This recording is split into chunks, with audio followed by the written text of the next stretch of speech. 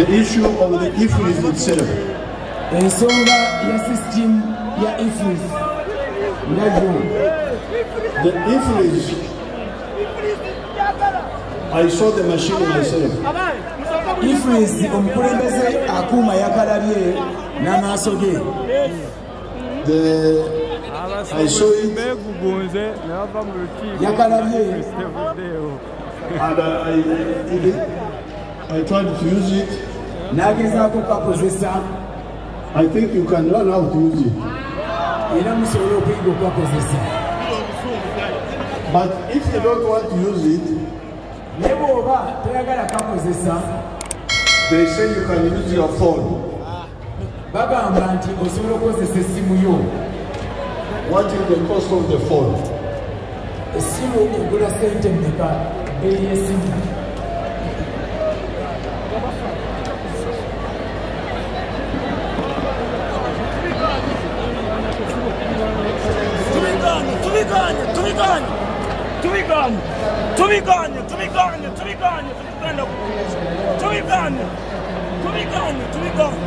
Abasuubuzi be batu beegugunze ne bafuluma nga pulezidenti tanaba kumaliriza kwogera.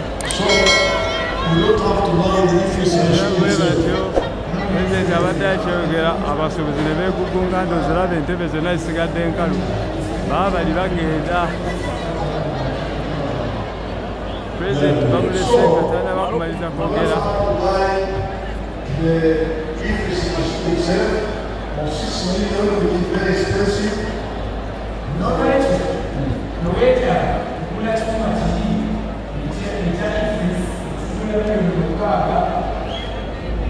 And you can use the smartphone, but use the attachment of $150. Abasuubuzi baabo beegugunze ne bafuluma nga pulezidenti tanamaliriza kwogera.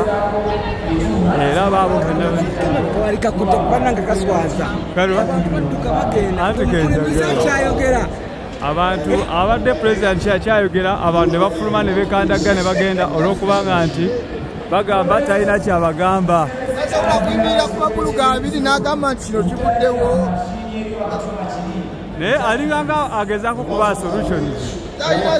Tunabeera mu kutambula tuvene tetulina byakukola batubanja buli wamu. Kati mugenda kudda nga batemugenda tetujja kudda obutebe.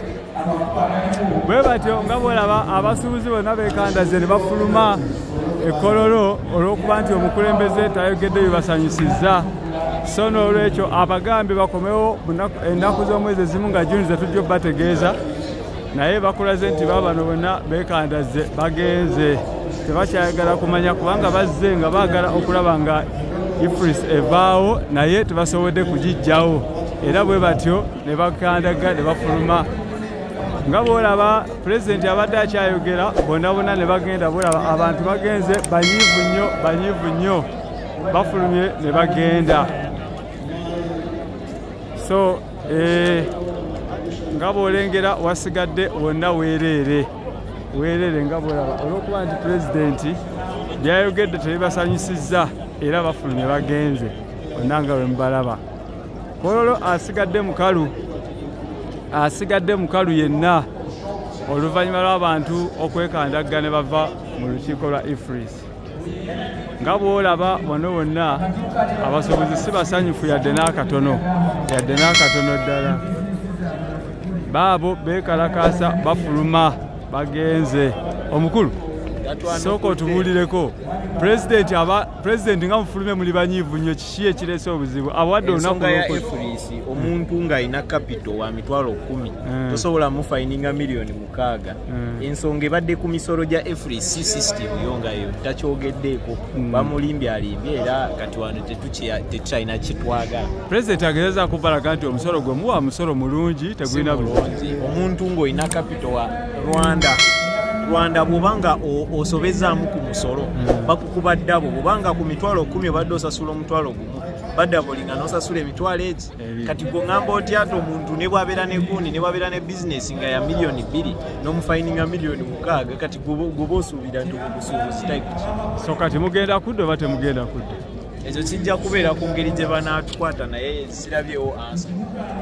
abatuuze bagamba tebalabyewo ansa yadde n'akatono era banyiivu nnyo. Twagala okwogerako n'abamu abasobola okwogerako naffe tulabe oba basobola okubaako kye batugamba naye nga banyiivu nnyo. Abakulu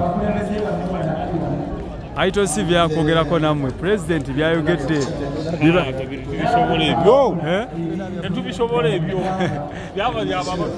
abatudde awo abantu banyiivu nnyo olw'okuba nti omusolo pulezidenti taguggyeewo banyiivu ddala kyolaba essaawa zino si kyekibadde kisuubirwa okulabibwa abantu badde basuubira essanyu ery'amaanyi ennyo nga pulezidenti aggyeewo omusolo ogwo aggyeewo etteeka eryali frisi naye abantu si basanyufu yali n'akatono olaba entebe zonna bazirese enkalu basigaddewo abatonotono abawuliriza twogera bino nga okwogerako omukulembeze ku kyagenda mu maaso tolowooza nti kuwedde naye okwekandagga abantu beekandaze ne bafuluma ne bagenda tetumanyi baba nabasigaddewo abatonotono bobakkaanya n'omukulembeze gy'ayogera kubanga okwogera ku kyagenda mu maaso naye ng'abawadde okudda mu Juuni bakomewo wano babeere nga bataanya ensonga ezo. Omukulembeze yakyagenda mu maaso ddala akyagenda ddala mu maaso naye abasuubuzi beekandaze ne bafuluma ne bagenda entebe zonna bazirese enkalu tetumanyi kiddako solo kyano ITOC TV tujja kuba tukubuulira ebiddirira ebiddako gwena omusuubuzi yasigaddeeyo ifulisi tavuddeewo kyekintu tulina okugamba nti tavuddeewo pulezidenti abagambye bakwatire wamu n'abakulembeze abali mu URA basobole okutegeera ensonga zino zigenda mu maaso wabula tuddako ne tweyongerako eno mu maaso ewakyaliwo abatudde nga bwemukutegeezezza obulungi bakyaliwo abakyatudde naye nga tujja kwogerako n'ababasobodde abo bakkiriza okwogerako naffe tulabe ki ekigenda mu maaso banadda oba tebadde pulezidenti bagenda mugamba ki era abasuubuzi naye bagenda bagamba ki wabula nga pulezidenti agezezaako okuba nga aga nti bannayuganda abamaze mu busuubuzi